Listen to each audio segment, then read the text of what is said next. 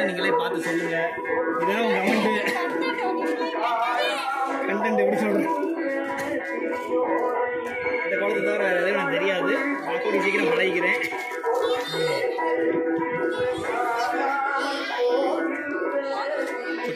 Hi எல்லாருக்கும் வணக்கம். Welcome back to my channel Kala's vlogs. This is Kaladevi.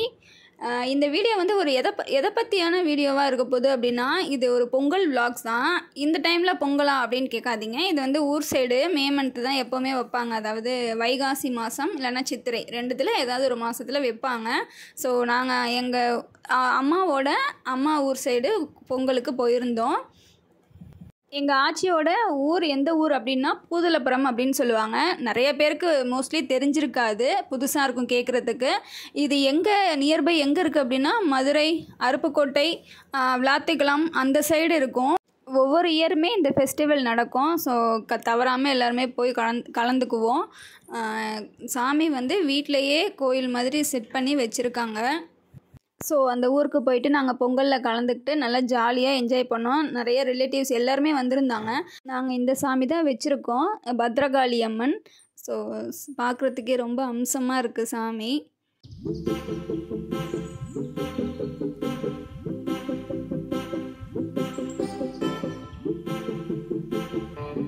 இந்த ஃபெஸ்டிவல் 2 days நடக்கும். ஃபஸ்ட் டே மார்னிங்லேருந்து ரிலேட்டிவ்ஸ்லாம் வர ஆரம்பிச்சிட்டே இருப்பாங்க. ஈவினிங் வரைக்குமே வருவாங்க. ஸோ ஈவினிங்லேருந்து தான் நமக்கு பூஜை ஸ்டார்ட் ஆகும். அது வரைக்கும் இந்த மாதிரி வீடியோஸ், ஃபோட்டோஸ் இந்த மாதிரி வந்த ரிலேட்டிவ்ஸ் கூடலாம் சேர்ந்து நின்று எடுத்துக்கிட்டு என்ஜாய் பண்ணிவிட்டு அந்த மாதிரி பொழுது போயிட்டுருக்கும் எங்களுக்கு. ஈவினிங்க்கு அப்புறமா பூஜை ஸ்டார்ட் ஆகும். நைட்டு ஒரு 12 o'clock கோழி இருக்கு இல்லையா, சேவல் வந்து பலி கொடுப்பாங்க. பலி கொடுத்து அதை செஞ்சு நான்வெஜ் தான் வைப்பாங்க. படையலுக்கு வச்சுட்டு அதை நம்ம சாப்பிடணும். எல்லாருக்கும் அதாவது இலை போட்டு நல்லா சாப்பிட மாட்டோம், கொஞ்சம் கொஞ்சம் கையில் எல்லாருக்கும் பிரசாதமாக கொடுப்பாங்க. ஸோ வரவங்களுக்கெலாம் பூ தேவைப்படும் இல்லையா தலைக்கு வச்சுக்கிறதுக்கு, அதனால பல்காக பூ வாங்கிட்டு வந்துடுவாங்க. அருப்புக்கோட்டை ஊருன்னு சொன்னேன் இல்லையா, அங்கேருந்து பூ வாங்கிட்டு வந்துடுவாங்க. எல்லோரும் உட்காந்து லேடிஸ்லாம் உட்காந்து கட்ட ஆரம்பிச்சிருவோம். ரொம்ப டைம் எடுக்குது அப்படின்னா கோர்த்துருப்போம். சில பேர் ஊசியில் கோப்பாங்க, சில பேர் கையில் கட்டிப்பாங்க. எனக்கு கையில் கட்டுறது ரொம்ப பிடிக்கும், அதனால் கையில் நான் கட்டிகிட்டு இருந்தேன். உங்கள்லேருந்து ஸ்டார்ட் பண்ணுறேன். ஆமாப்பா. என்னது 2வது 3வது அதையும் எடுக்க வேண்டியது தான்.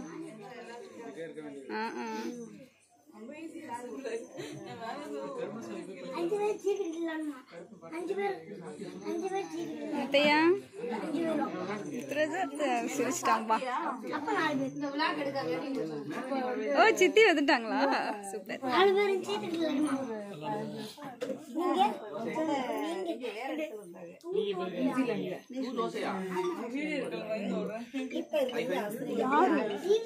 சித்தியா?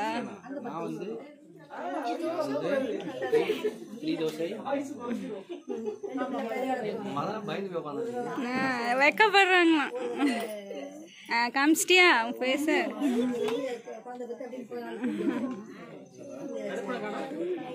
கருப்பன் காணுமே. ஸோ அப்படியே டைம் ஃபுல்லாக இருட்டிடுச்சு. இதுக்கப்புறம் தான் நமக்கு பூஜை ஸ்டார்ட் ஆகும். இந்த ஃபெஸ்டிவல் வந்து ஃபுல்லாகவே கேப்சர் பண்ணி உங்களுக்கு ஷேர் பண்ணணும் அப்படின்னு ரொம்ப ஆசையாக இருந்தது.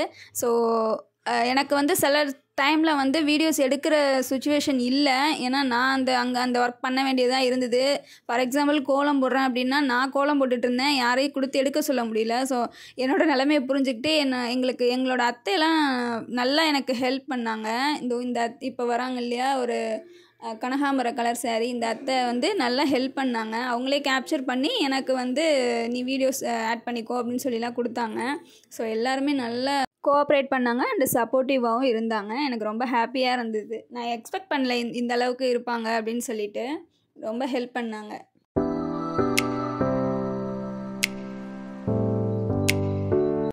இந்த கோலம்லாம் நான் தான் போட்டேன். ஆக்சுவலாக ஈவினிங்க்கு மேலே நைட்டு பூஜை பண்ணுவாங்க இல்லையா, அந்த டைம் வந்து வாசல் தெளித்து கோலம் போட சொன்னாங்க. ஸோ கோலம் மட்டும் நான் தான் போட்டேன். ஃபுல் எல்லாம் ஆக்சுவலாக எங்களுக்கு 3 வாசல், வீட்டு வாசல் ஒன்று, கடை வாசல் ஒன்று, அதுக்கப்புறம் கோயில் வாசல் ஒன்று, கோயிலே ஒரு பக்கத்தில் ஒரு வீடு மாதிரி இருக்கும். அந்த வாசல் எல்லா வாசல்லையும் எங்களுக்கு ஆக்சுவலாக அங்கே வீடு கொஞ்சம் அதிகம். அங்கே எல்லா வாசல்லையும் நான் தான் கோலம் போட்டேன். இது கோயில் வாசல். எல்லோரும் நான் கோலம் போட்டேன், எல்லோரும் சேர்ந்து கலர் கொடுத்தோம். ஃபஸ்ட்டு ஒரு பெரிய கோலம் இருந்தது இல்லையா, அது வீட்டு வாசல். அங்கே கோலம் போட்டு முடிச்சாச்சு. ஃபஸ்ட்டு குட்டியாக போட்டிருந்தேன். அதுக்கப்புறம் எங்கள் பெரியம்மா தான் கொஞ்சம் எக்ஸ்டெண்ட் பண்ணு அப்படின்னு சொன்னாங்க. அதனால் நல்லா பெருசாகவே எக்ஸ்டெண்ட் பண்ணியாச்சு.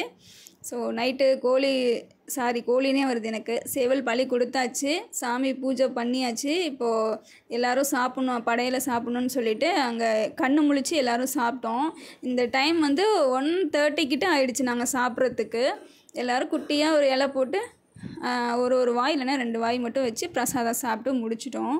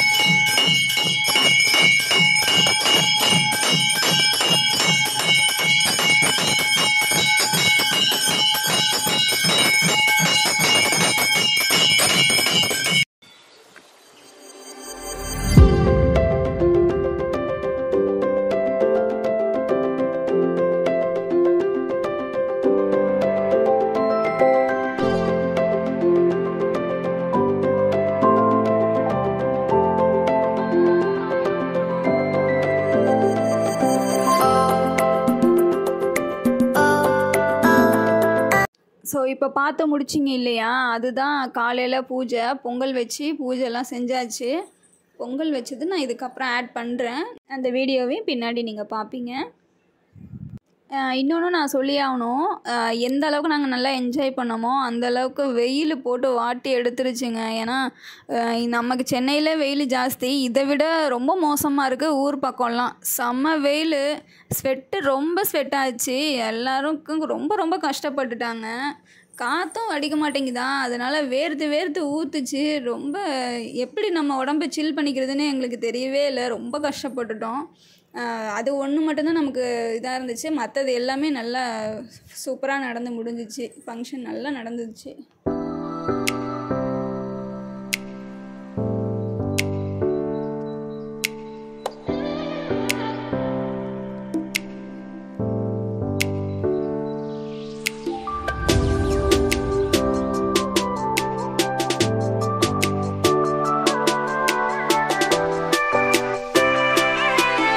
இவங்க தான் நமக்கு சாப்பாடுக்கு அரேஞ்ச் பண்ணி கொடுத்துருந்தாங்க.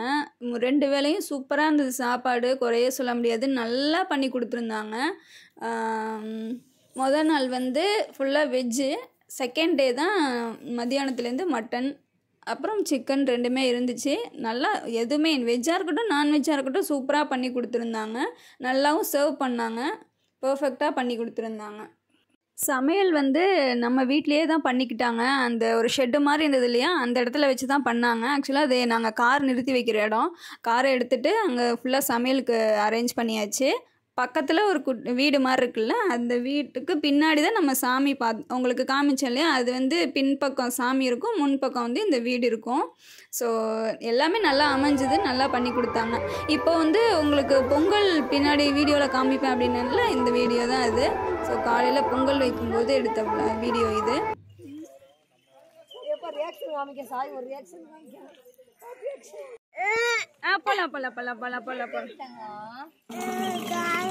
என்னம்மா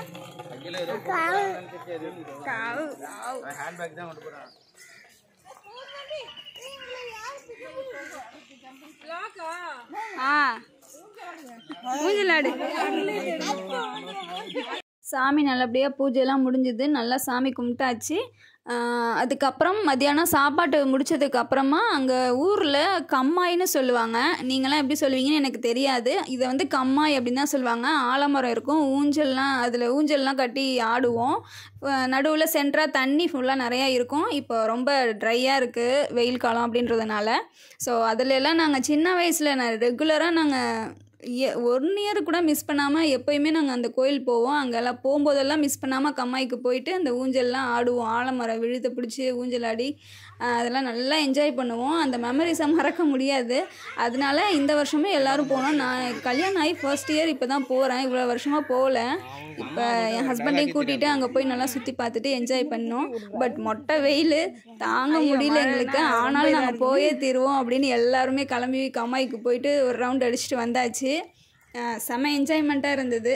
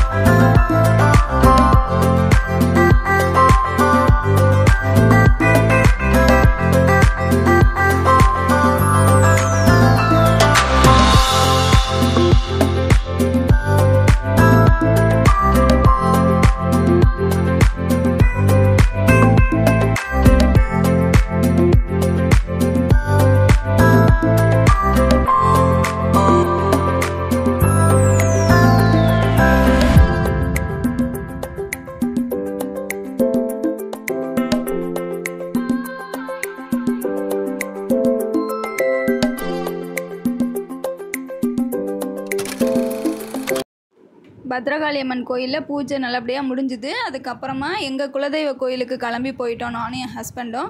அது எப்போதும் என்றான் சோழசாமி கோயில்.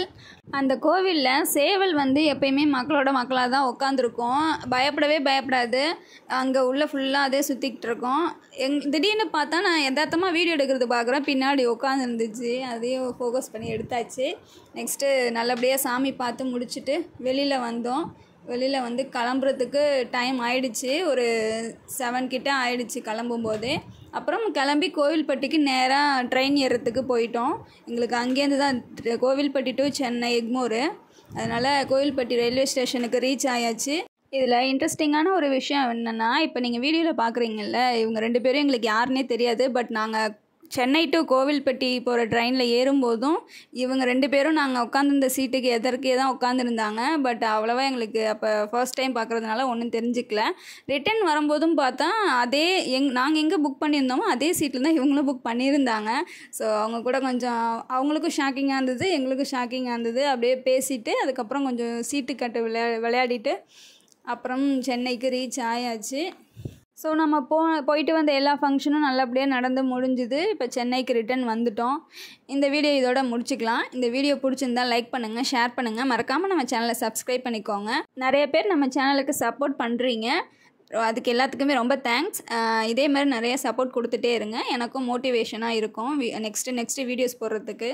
நெக்ஸ்ட்டு ஒரு இன்ட்ரெஸ்டிங்கான வீடியோவில் மீட் பண்ணலாம். தேங்க்யூ, பாய்.